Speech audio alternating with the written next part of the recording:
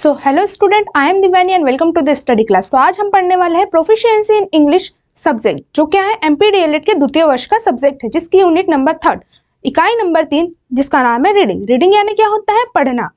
तो इसी के बारे में हम इसमें बात करेंगे। तो बढ़ते हैं हमारे ब्लूप्रिंट की ओर। तो इस यूनिट में से टोटल 5 नंबर के क्वेश्चन पूछे जाएंगे। एमसीक्यू टाइप क्वेश्चन 1 पूछा जाएगा और 4 मार्क का 1 क्वेश्चन पूछा जाएगा। तो साथ साथ हम इस यूनिट में क्या क्या पढ़ेंगे? इस यूनिट में हम पढ़ेंगे पीवाईक्यू टाइप्स क्वेश्चन और गेस क्वेश्चन जो आपके पेपर में पूछे जा सकते हैं। तो बढ़ते हैं हमारे नेक्स्ट टॉपिक की ओर। उससे पहले मैं आपको एक इंपॉर्टेंट बात बताना चाहती हूँ। अगर आप एमपी डीएलएड की, मध्य प्रदेश डीएलएड की 100% तैयारी करना चाहते हैं तो आप हमारा कोर्स परचेज कर सकते हैं, जिसमें आपको notes, PYQ types question with answer, साथ साथ वीडियो लेक्चर भी अवेलेबल किए जाएंगे। तो कोर्स परचेज करना बहुत आसान है। इस वीडियो के डिस्क्रिप्शन में लिंक दी हुई है, जहां से आप हमारा ऐप डाउनलोड करके हमारा कोर्स परचेज कर सकते हैं। तो बढ़ते हैं हमारे फर्स्ट क्वेश्चन की ओर, जिसका नाम है what is the definition of basic reading. अब बेसिक रीडिंग की परिभाषा क्या होती है, डेफिनेशन क्या होती है? अब रीडिंग यानी क्या होता है? रीडिंग यानी पढ़ना होता है। उचित लय के साथ, ताल के साथ, सही उतार चढ़ाव के साथ ही क्या कहला अच्छा पढ़ा जाता है, या उसे ही हम क्या कहते हैं? पढ़ना कहते हैं। साथ साथ जो हम पढ़ रहे हैं उसका अर्थ भी समझना चाहिए, उसका भाव भी समझना चाहिए हमको भी, और साथ साथ जो श्रोता सुन रहा है उसको भी उसका क्या समझना चाहिए? अर्थ और भाव समझना चाहिए। उसको भी क्या कहते हैं? हम बेसिक रीडिंग कहते हैं। तो इसकी डेफिनेशन को पढ़ लेते हैं।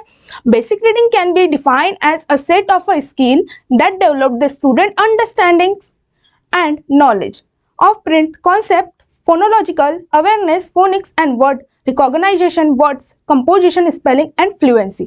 अब क्या बोलते हैं वो कि बच्चे जब पढ़ रहे हैं या हम जब पढ़ते हैं तो साथ साथ उसको अंडरस्टैंड भी करना बहुत जरूरी है। उसके फोनेटिकल जो साउंड होते हैं या उसके जो फोनेटिकल साउंड या जो भी वर्ड के साउंड परफेक्टली हमारे से हम जो बोलते हैं उसका प्रोनाउंसिएशन भी सही सही होना चाहिए। साथ साथ फ्लुएंसी के साथ बोलना चाहिए, सही ताल के साथ बोलना चाहिए। उसको ही क्या कहते हैं? रीडिंग कहते हैं। तो आई होप आपको ये क्वेश्चन समझ गया होगा। तो बढ़ते हैं हमारे नेक्स्ट क्वेश्चन की ओर, जिसका नाम है what are the types of reading. अब रीडिंग कितने टाइप्स की होती है, पढ़ना कितने टाइप्स का होता है?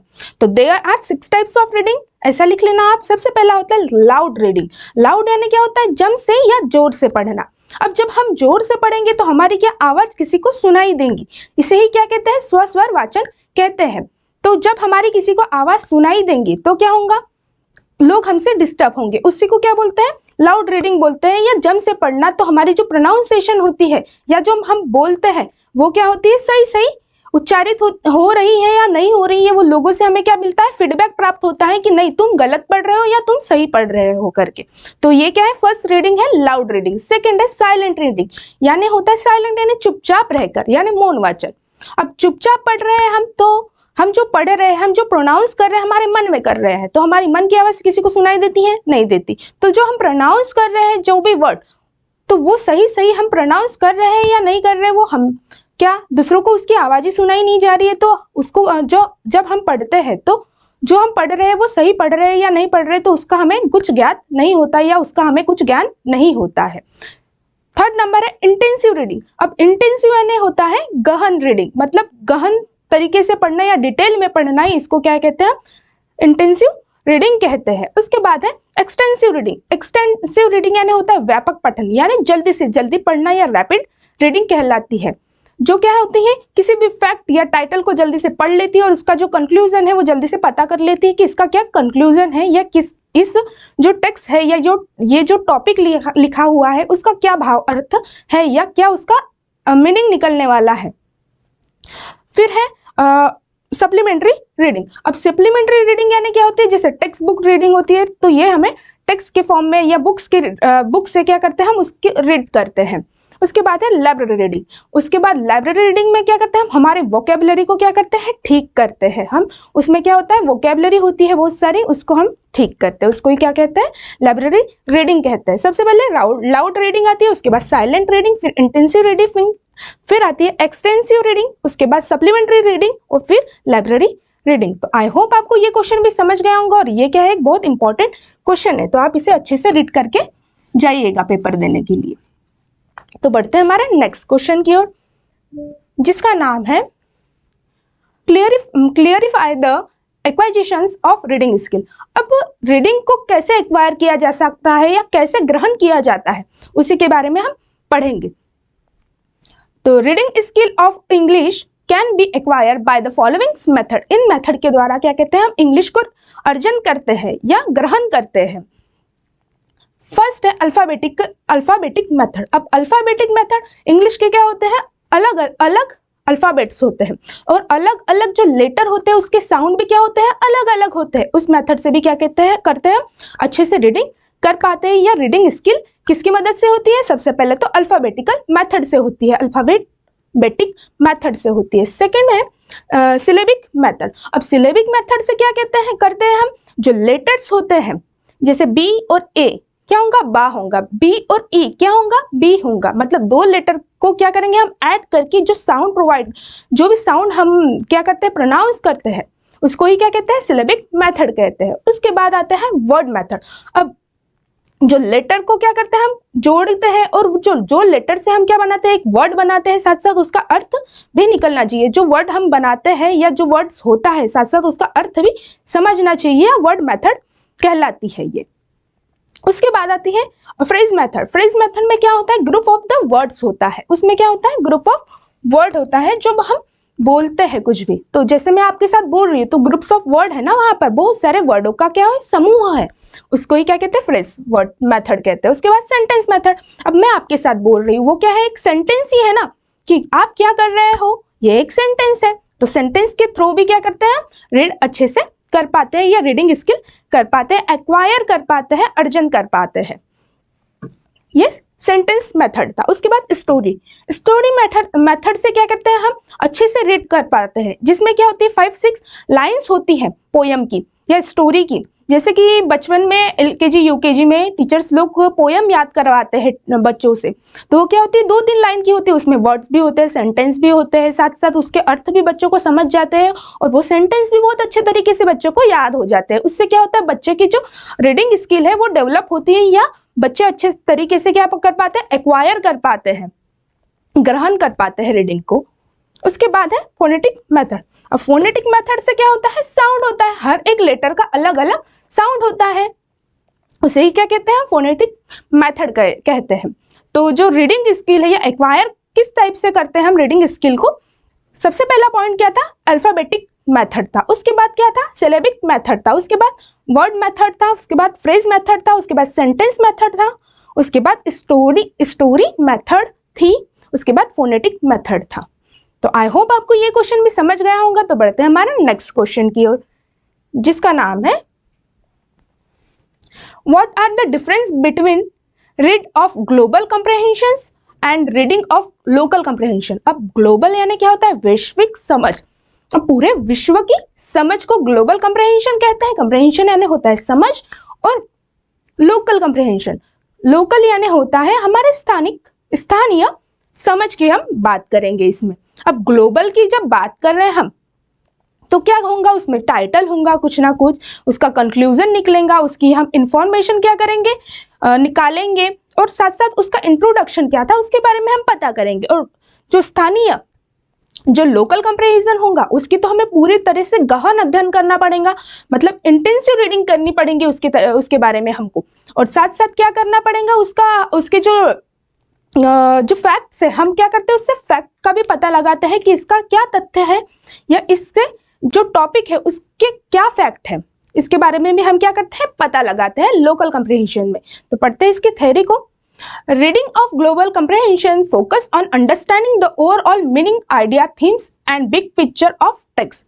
अब बताया ही था मैंने कि ग्लोबल यानी क्या होता है, वैश्विक समझ होता है, मतलब पूरे विश्व की समझ होती है, जिसमें क्या करते हैं हम ओवरऑल आइडिया को समझते हैं कि क्या आइडिया था, क्या थीम थी, और बिग पिक्चर क्या थी, और वो किसके बारे में थी, वो टेक्स्ट, उसके बारे में हम क्या करते हैं, पता लगाते हैं, मतलब एक्सटेंसिव रीडिंग करते हैं, व्यापक यानी रैपिड रीडिंग करते हैं। उसके बाद local comprehension details close to understand the specific details, fact and local comprehension between the sentence. अब लोकल यानी क्या होता है, स्थानीय समझ होता है। तो क्या करते हैं, इसको हम अंडरस्टैंड करते हैं, उसके फैक्ट क्या होते हैं, तथ्य क्या होते हैं, उस टेक्स्ट के बारे में या उस टॉपिक के बारे में हम क्या करते हैं, पूरी डिटेल में क्या करते हैं, जानकारी प्राप्त करते हैं।